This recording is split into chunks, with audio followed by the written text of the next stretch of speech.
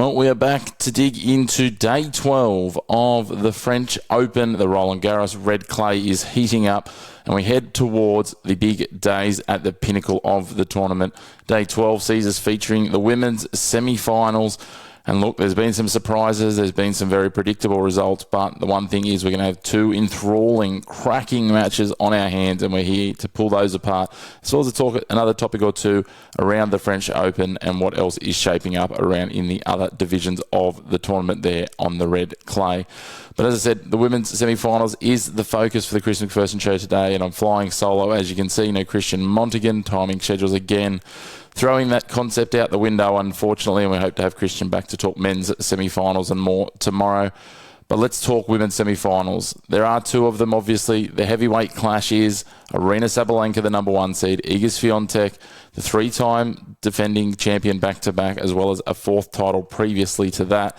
She's going for 5 here to match her seeding is Swiatek. So it's an interesting matchup. When the draw came out pre-tournament, this is the one that people were looking at. It set up as a mouth-watering opportunity should it play out. We know how often they don't play out the way the draw might picture them, but they sat on the same side of the draw, and that had so many tennis pundits and fans absolutely chomping at the bit and excited to see whether they could both make this semi-final and set up what could be one of the heavyweight clashes of women's tennis in recent memory. As I said, Swiatek already has 4 Roland Garros titles. She's won the last 3.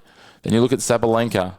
She has been the form player of the last 12 and a bit months.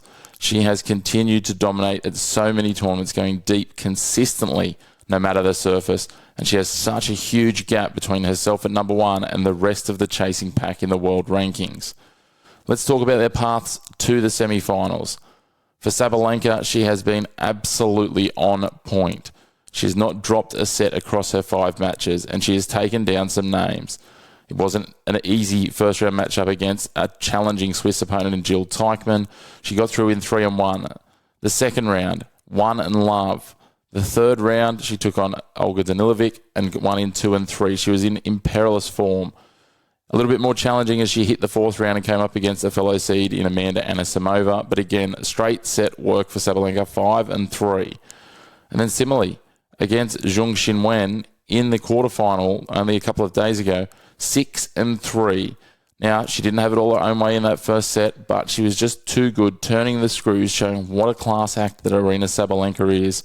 And she heads into this one, potentially, for the first time in recent memory, as a player going in as favourite against Iga Swiatek. This is really a flip of the coin for many. It's an absolutely enthralling matchup, and it's hard to choose who you see come out. There can be arguments made for both. And then when we look at Swiatek on the other side, she's been certainly not at her absolute best. You know, we see her in previous years when she's won this title, bageling, breadsticking players, just absolutely dominating and blowing them off the court. But she is getting better and better as she's gone through the tournament.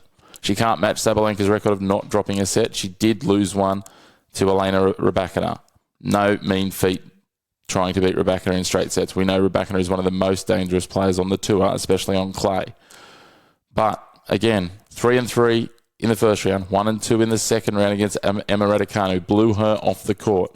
Jacqueline Christian stood no chance in the third round. As I said, Rybakina got that first set. Swiatek was a slow starter in the fourth, but Swiatek then stood up and made a statement in the quarterfinals, blowing away Elena Svitolina, who's been a reinvention of herself, 1 and 5, to march through to what is this exciting semi-final matchup.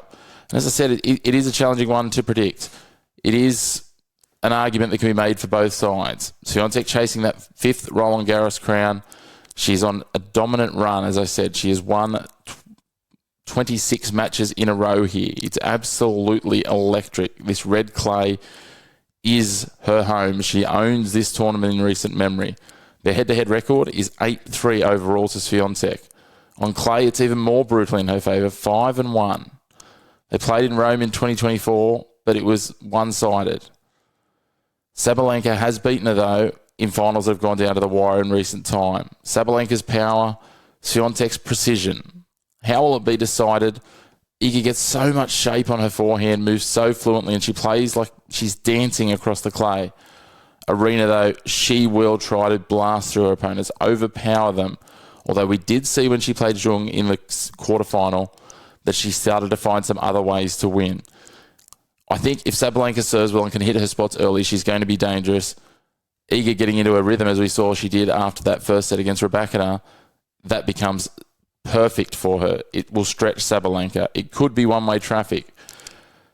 I just don't know which side of this matchup to come out on, but my gut is telling me that Aryna Sabalenka should be too good for Iga Swiatek, which is crazy when you think that she's won 4 of the last 5 titles here at such a young age. But this is a new coming of Sabalenka, as we've seen over the last 12 months. So I'm loath to write her off.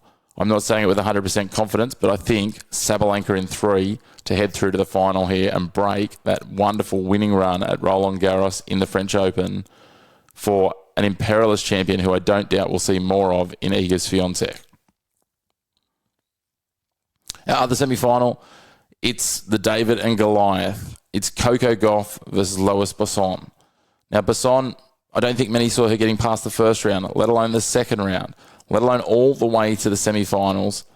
It's an absolutely fairy tale run on her home Grand Slam, her first Grand Slam. We talked about it the other day, the fact of the record she was breaking. So the first since Kaya Kanepi to go so deep and be ranked so low. Her rankings were sitting in the 300s before this tournament. She will be in the mix now for automatic qualification because of how far she shot through these rankings. You've only got to have a look at these matchups and see that she's been the outsider in so many of them. She beat Elise Mertens in the first round. 3 sets it took her. She got a straight sets victory in the second round over the Ukrainian 1 and 2.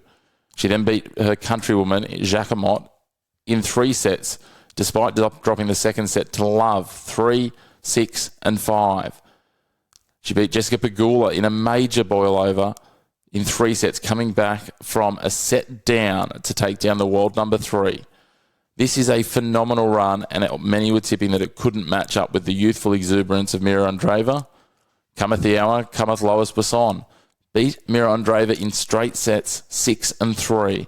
And now she comes up against one of the form players in the world, Coco Gauff, the American superstar. We know what Gauff can offer. She is absolutely electric. That's the crazy thing. Bosson now is a wild card. She's up to 143 in the live rankings heading into this. And now all of a sudden she is a French Open semi-finalist. But the names she's taken down, Pegula and Andreeva, do give moment for pause. It really makes you question, could this be a fairy tale that goes even further? But then logic dictates that you say, surely not. Surely she has to come to an end here. But she's dealt with all the big matchups. She's dealt with the Philippe Chatrier crowd, all of the expectation, all of the home hopes being pinned on her as the last French person standing in the draw. She's done phenomenally. She has stood well above her rank, well above her form, well above her history in her first Grand Slam. But as I said, on the other side of that net is Coco Gauff. She is a dominant tennis player. She's beaten the first 4 rounds in straight sets. She's beaten Olivia Gadecki. She beat Buzkova. She took down Alexandrova. And again, all without really breaking a sweat. Madison Keys made her work for it, though, in the quarterfinal, taking it to a tie-break in the first set before Coco Gauff put the foot on the accelerator and the foot on the throat to win those second sets, the second and third set, 6-4, 6-1, to seal her spot through to this semi-final. That was a roller coaster match, though. As I said, Coco dropped that first set and then stormed home. The one thing that we do know is that Gauff can go to another level. She can find another level. She has been a young superstar ahead of her time. She has been the storyline herself.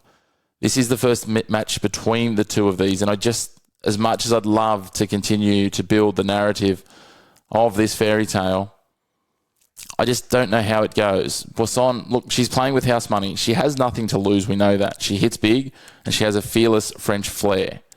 And obviously, she's got the fans behind her. She is the hometown favourite. But this is going to be a huge step up, even from Andreeva and Pegula. But hey, she's already knocked off 2 of the top 5 players in the world. What's to stop that being 3? But it's going to be about Coco, I think. She's got to keep those unforced errors in check and use that big, heavy forehand to get through. That Parisian crowd, though, it's now the wild card. Don't worry about Bosson being a wild card. She's now earned her place here in the semi-finals. I have to say, though, I think Gauff's going to break that run. I've got Coco winning it in straight sets. That said, I tipped Mira Andreeva to beat her in straight sets too, and look how that turned out. It's going to be an interesting one. It's going to bring out all the passions of the French crowd today. We can't wait to see how it shapes up, and can it be another storyline? Could she be the wild card that makes it through to the final, ranked in the 300s coming into the tournament? What a story that would be. This player who had barely made headlines, barely was a name that even the French crowds knew heading into this tournament. She will now be the first name on all the Parisian lips. Before we wrap up, let's talk about one of the Aussies that is still in action, and that's, of course, Emmerson Jones. She is a rising star of the game. We talked about her on the Chris McPherson show in the lead up to the Australian Open, as she played in both the main draw and the juniors. She didn't get it done there. She has made finals at Junior Slams. She's now through to the quarterfinals here at Paris. Look, her court sense is well beyond her years. She is absolutely a young superstar on the rise. She's got a rock-solid backhand. She's beautiful to watch. She moves so gracefully across the court, and she's showing that she belongs not only in this junior level, but in the future at the top level of the game, and she will be one of those names to watch, one of those superstars that we're looking at for the Australian tennis future. Again, you've got to remember this girl is only just coming up 17 in July. She's 16 years of age at the moment. She's also made it through to the doubles semi-finals. She is going to have a huge week. She is a name to watch. A little bit of faint Aussie hope. There's not much else in any of the other draws after our men's doubles bombed out in their last round match. So, look, she's a real shot to go deep here, and don't be surprised if she's back at the Roland Garros within the next couple of years in the women's main draw. We can't wait to see what she can continue to offer as one of those Aussie hopes, alongside the likes of Alexei Poprin, Alex de Minaur, and of course our new Aussie, Daria Kasatkina, who, hats off to her and Alexei, both made a nice deep run here that probably surprised a few, especially from Alexei's point of view. But let's turn our Aussie eyes to Emmerson Jones in those juniors, see what she can deliver as we look forward. She will come up into, as I said, the quarter-final today. She'll take on Julieta Pereja from America, the 9th seed. So hopefully Emmerson can continue to march through into the semi-finals in the women's singles, the girls' singles. And then in the doubles, she is doing her piece in the junior doubles, continuing to work through there as well. She did play as well in the women's doubles in the senior draw with Harriet Klugman, but they bombed out in 3 sets, unfortunately. So we'll see Emmerson Jones. We'll watch her go on. We've got the women's semi-finals. The men's doubles is heating up as well. And we look forward to coming back to you tomorrow for day 13 and the men's semi-finals and some huge matchups. A big thanks for tuning in. Make sure as well to check out our full episode this week coming out on Thursday evening. Just after this episode will drop into your feeds on all your podcast platforms, including YouTube. A big thanks for tuning in, and we'll chat tennis to you tomorrow as we look ahead to day 12.